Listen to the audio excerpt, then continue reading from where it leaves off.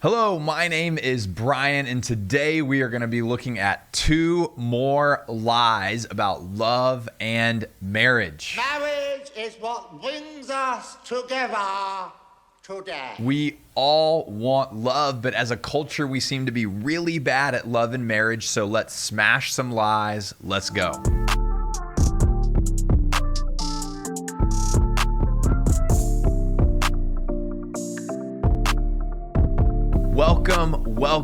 Welcome. My name is Bryan. I follow Jesus, and I believe you can do that with empathy and without checking your brain at the door.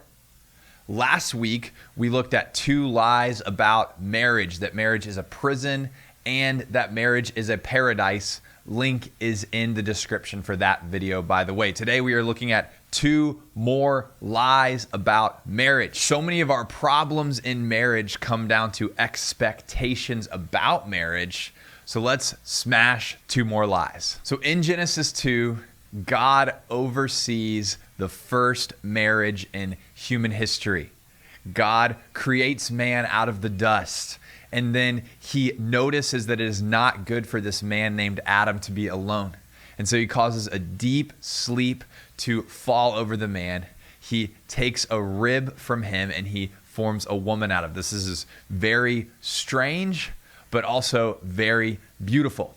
This is what the man said. He says, "This is now bone of my bone and flesh of my flesh. She shall be called woman, for she was taken out of man." And then we read, "This is why a man leaves his father and mother and is united to his wife, and the 2 shall become one flesh."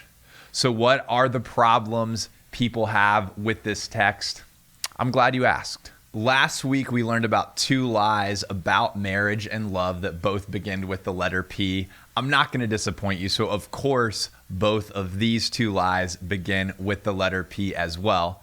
By the way, if this is helpful, it would be really helpful to me if you hit the like button, gave me a comment, let me know what you think. That's always helpful to get the video to more people. But here's the first lie. The first lie is that marriage is a prerequisite for happiness. Now, this isn't for everyone, but many people believe that they need to be married to be happy. We hear language like this when we talk about a soulmate, or this classic line from Jerry Maguire. You complete. And the idea is my life isn't complete until I find my person, but when I find my person, I will live happily ever after. The problem with this is that no person is able to fully satisfy your soul. Now, in the book of Jeremiah, we find a really interesting definition of sin. Now, maybe when you think about sin, you think about an angry preacher yelling at you, but I think you're going to find this really fascinating. Jeremiah 2:13 says this, "My people have committed 2 sins. They have forsaken me, the spring of living water, and have dug their own cisterns, broken cisterns that cannot hold water." So maybe you've thought that sin is swearing or watching R-rated comedies or listening to bad music or whatever. But what Jesus is saying, or what God is saying, is that sin is simply 2 things. 1, abandoning God as our source of joy. And 2, looking for something else to be our source of joy and life and peace. So often we are looking for a relationship, or we're looking for marriage to do that for us. But here's the truth. The more you need your marriage to make you happy, the less your marriage will actually make you happy, because you're trying to put too much weight on something that's not designed to hold up that weight. Here's something for you to think about. Jesus was never married, never had sex, never found the one or anything like that. And yet the Bible describes him as the most happy person in the world.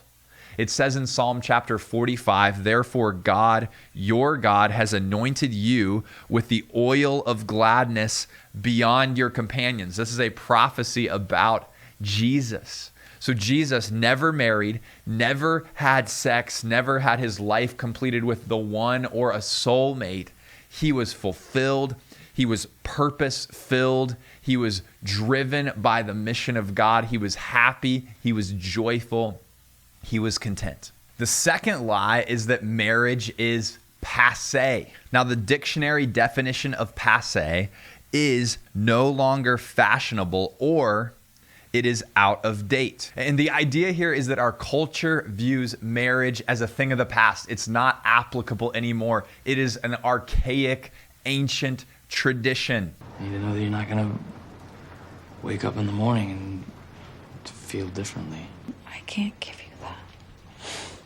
Nobody can. This is proven because the average age where people are getting married becomes later and later. For young adults aged 25 to 34, cohabitation is 74 times more likely than 50 years ago. For young adults 18 to 24, it is 94 times more likely than 50 years ago. Now, here are 3 reasons why we view marriage as passé. First off, we view marriage as passé because we've seen marriage portrayed poorly.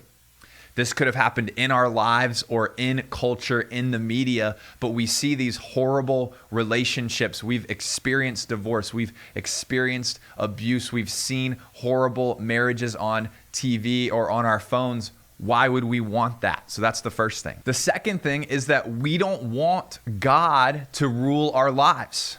As a culture, if we even believe in God at all, we think he's distant and far away and doesn't have any view on actual reality. So we want to do things our way. We don't believe in his plan for family. We don't believe in his plan for marriage. We don't believe in his plan for sex. We don't want him involved. The third thing is that we care more about experience and adventure and achievement than we do legacy.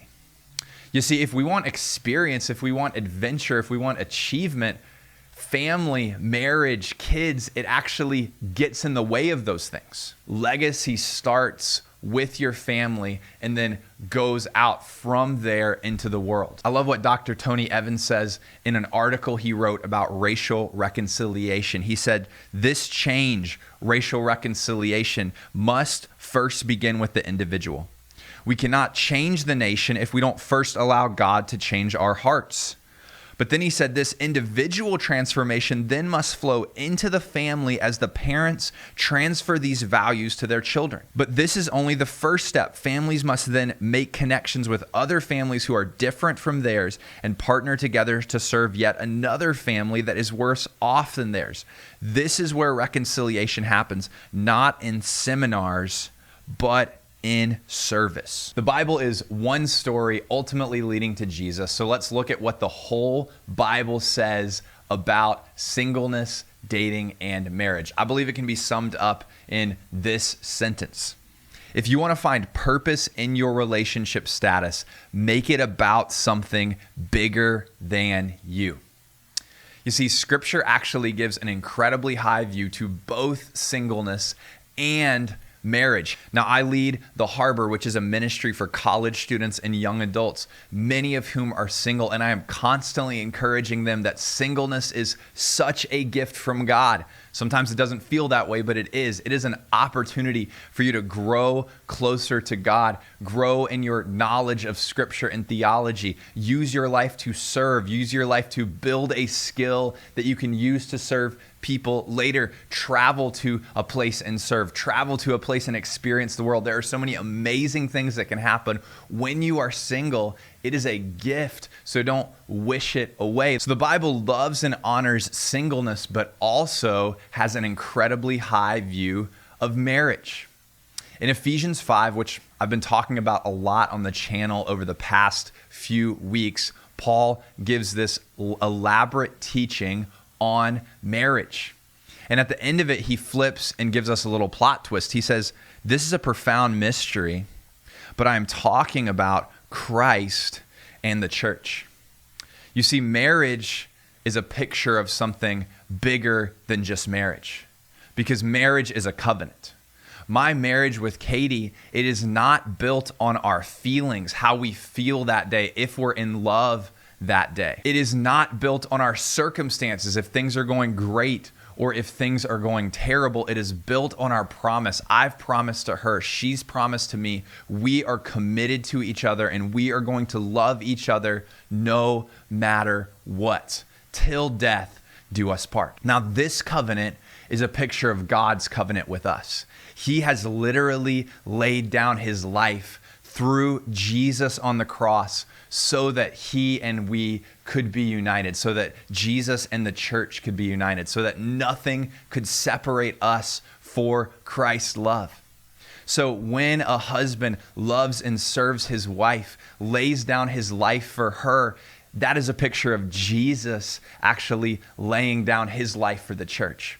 When a wife is devoted to her husband, loves, serves, cares for her husband, that is a picture of the church loving and serving and being devoted to Jesus. Marriage isn't just a picture of us. Marriage isn't just for us. It's a picture to the world about Jesus and the church. So when singles and when marrieds live with this greater purpose in mind, something powerful happens.